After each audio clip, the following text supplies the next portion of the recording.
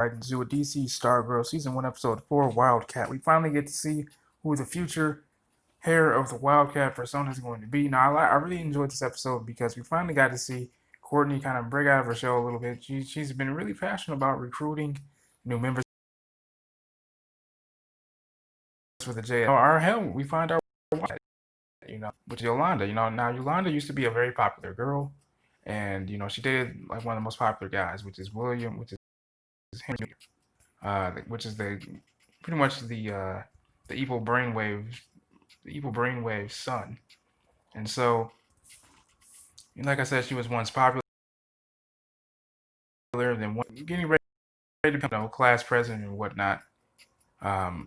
Just one night prior, even though she was hesitant to send Henry some nudes, she ended up, giving in and sending her a nude. But then all of a sudden, this one evil, mean girls type chick actually intercepted the pic, and when she was on stage giving her student council speech or whatnot, it was plastered all over the place. Of course, it's going to cause utter and mortifying humiliation. Her parents had to find her own parents to some, and we see her present day. She's just very to herself, and she's getting picked on by that same very girl that leaked the news in the first place. Now, Courtney said, "Look, I'm not. Obviously, you don't need me, but you're someone that I need." And obviously, she found, now prior to this, Courtney found all kinds of old JSA OG stuff. I mean, she found Wildcat's mask, I'm sorry, his hourglass, goggles, even a Green Lantern ring, which is a Easter egg, I believe. And so with Wildcat's cowl, at first it was all baggy, the damn suit was just really musky and all. But it's like Yolanda puts on the cowl of Wildcat. It just fits her perfectly. Now, obviously, at first Yolanda's not with it. And, Yolanda, she pleads with her parents to go and talk to her friend. Stay over there with Courtney. Her parents obviously say hell no. You disgraced us. You humiliated yourself. The whole shebang. So at night, she sneaks out of her bedroom window, and they go to the hospital. So they check up on brainwave and stuff like that. They, and Principal Bolden, and she's playing the violin, but in which they're wondering, okay, wait a second, is she a villain too? Because all the villains are somehow meeting with Dr. Brainwave. I'm sorry, Brainwave, and it just cures that suspicion, right? And whatnot.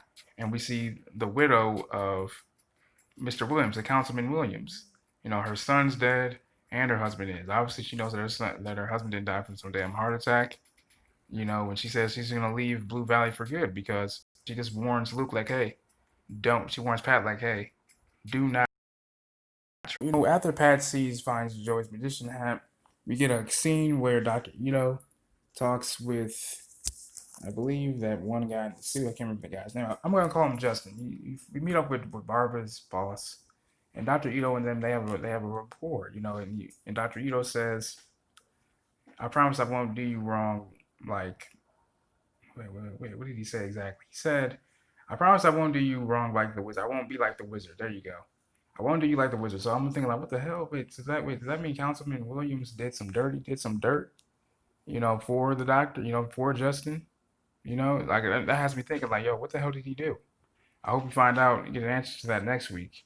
And so I'm just wondering like, okay, why? Oh, wow, this is just wild, man. All these different secrets.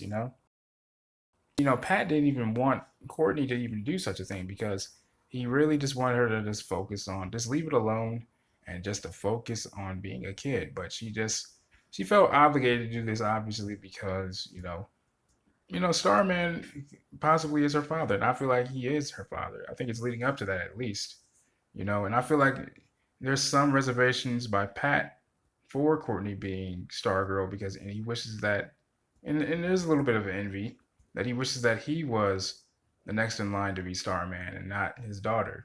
Which would make perfect sense. But that's just my theory. But let me know what you guys think in the comments as well, man. Did you guys really enjoy this episode? I definitely did, man. Let me know what you guys think in the comment section below. Love you guys. Peace and love.